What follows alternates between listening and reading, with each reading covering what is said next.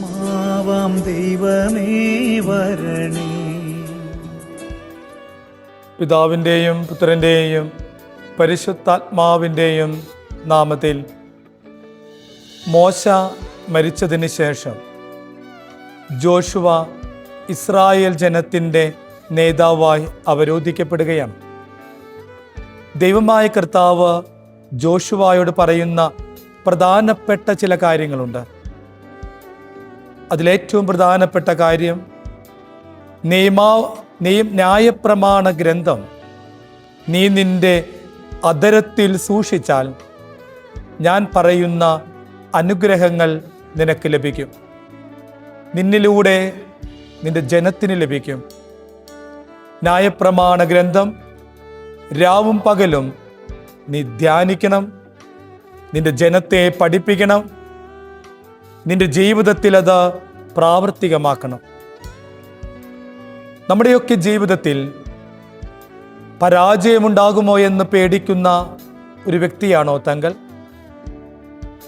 എന്തു ചെയ്തിട്ടും ഉയർച്ചയുണ്ടാകുന്നില്ലല്ലോ എന്നോർത്ത് വിഷമിക്കുന്ന ഒരു ദൈവ പൈതലാണോ താങ്കൾ?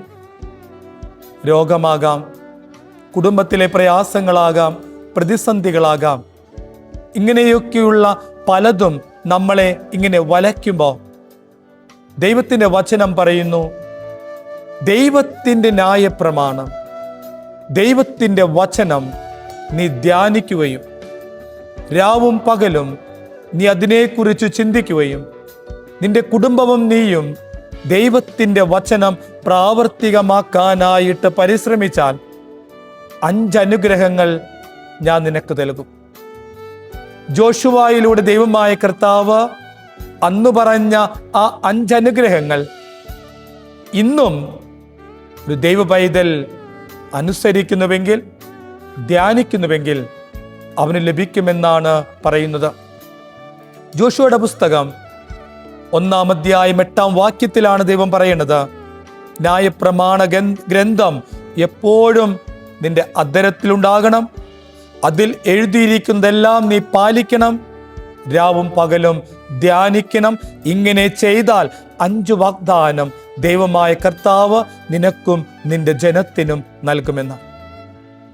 1-ാമത്തെ വാഗ്ദാനം എന്ന് പറയുന്നത് ജോഷുവയുടെ പുസ്തകം 1-ാം അധ്യായം 3-ാം വാക്യത്തിൽ ദൈവമായ കർത്താവ് പറയുന്നു, നീ കാലുകുത്തുന്ന ദേശമെല്ലാം ഞാൻ നിങ്ങൾക്ക് നൽകും.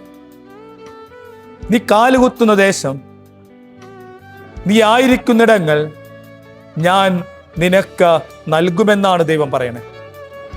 2-ാമത്തെ വാഗ്ദാനം നമ്മൾ കാണുന്നത് ജോഷുവയുടെ പുസ്തകം 1-ാം അധ്യായം 5-ാം വാക്യത്തിലാണ്, നിന്റെ ആയുഷ്കാലത്തൊരിക്കലും ആർക്കും നിന്നെ തോൽപ്പിക്കാനായിട്ട് സാധിക്കില്ല എന്ന്. ആരെങ്കിലുമൊക്കെ നമ്മളെ പരാജയപ്പെടുത്തുമെന്നോ, തൊഴിൽ മേഖലകളിലോ പഠന മേഖലകളിലോ പരാജയമുണ്ടാകുമെന്നോർത്ത് വിഷമിക്കുന്ന ഒരു ദൈവത്തിൻ്റെ പൈതലിനോട് ദൈവം പറയുന്നു, എൻ്റെ വചനങ്ങൾ നീ നിന്റെ അധരത്തിൽ സൂക്ഷിച്ചാൽ നിന്നെ ആർക്കും പരാജയപ്പെടുത്താനായിട്ട് സാധിക്കില്ല എന്നാണ് പറയുന്നത്. 3-ാമത്തെ വാഗ്ദാനം നമ്മൾ കാണുന്നത് ജോഷുവയുടെ പുസ്തകം 1-ാം അധ്യായം 6-ാം വാക്യത്തിലാണ്, ഒരിക്കലും നിന്നെ ഞാൻ കൈവെടിയില്ല എന്ന് പറയുന്നു.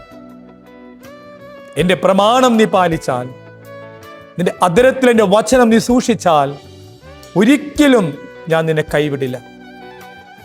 ഞാൻ എപ്പോഴും നിന്റെ കവചമായിട്ട് നിന്റെ കൂടെയുണ്ടാകുമെന്ന് ദൈവം വാഗ്ദാനം ചെയ്യുകയാണ്.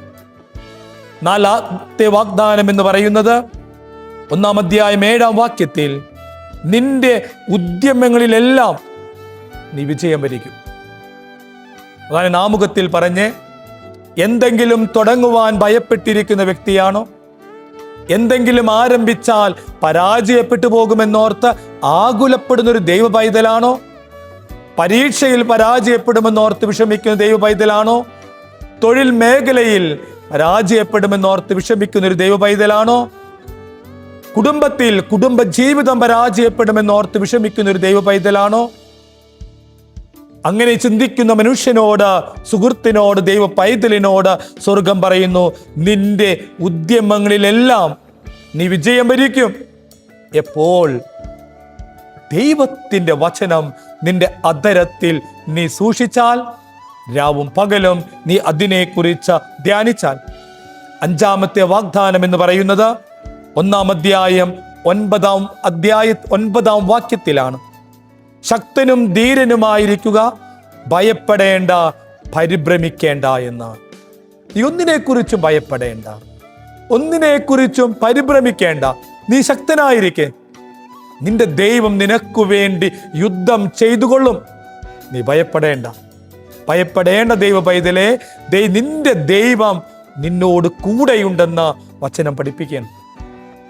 ദൈവത്തിന്റെ വചനം നമ്മുടെ അധരത്തിൽ ഉണ്ടാകണമെങ്കിൽ നമ്മുടെ ഹൃദയത്തിൽ ദൈവത്തിന്റെ വചനം നിറയണം. ഹൃദയത്തിൽ നിറയുമ്പോഴാണ് അത് അധരത്തിലൂടെ പുറത്തു വരിക. ഹൃദയം ശൂന്യമായി പോയാൽ അധരത്തിൽ ദൈവത്തിന്റെ വചനം വരില്ല.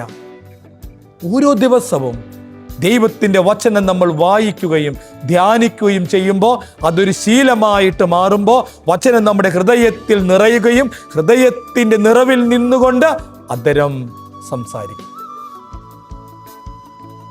അതുകൊണ്ടല്ലേ യേശു നമ്മോട് പറയുന്നത്, ദൈവത്തിന്റെ വചനം നമ്മളിങ്ങനെ ഏറ്റു പറയുമ്പോൾ ദൈവത്തിന് നമ്മൾ സാക്ഷികളായിട്ട് മാറുകയാണ്.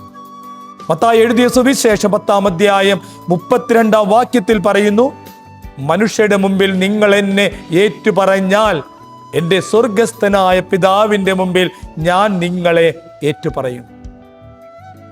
വചനം നമ്മുടെ ഹൃദയത്തിൽ നിറയട്ടെ. ജോഷുവായോട് അന്ന് ദൈവം കൊടുത്ത വാഗ്ദാനം ഇന്നിൽ ഞാനും നീയും സുഹൃത്തെ ദൈവത്തിന്റെ വചനം ജീവിതത്തിൽ പ്രാവർത്തികമാക്കുന്നുവെങ്കിൽ, അധരത്തിൽ സൂക്ഷിക്കുന്നുവെങ്കിൽ, ദൈവം പറഞ്ഞ ഈ 5 വാഗ്ദാനങ്ങൾ വീണ്ടും ഞാനൊന്ന് ഓർമ്മപ്പെടുത്തട്ടെ. നീ കാലുകുത്തുന്ന ദേശമെല്ലാം ഞാൻ നിനക്ക് തരും. നിന്റെ ആയുഷ്കാലത്തിൽ ഒരിക്കലും ആർക്കും നിന്നെ തോൽപ്പിക്കാൻ സാധിക്കില്ല. ഒരിക്കലും നിന്നെ ഞാൻ കൈവിടിയില്ല. നിന്റെ ഉദ്യമങ്ങളിലെല്ലാം നീ വിജയം വരിക്കും. ശക്തനും ധീരനുമായിരിക്ക, ഭയപ്പെടേണ്ട, പരിഭ്രമിക്കേണ്ട എന്ന ദൈവത്തിന്റെ വാഗ്ദാനത്തിൽ വിശ്വസിക്കാം. God bless you. ആമേൻ.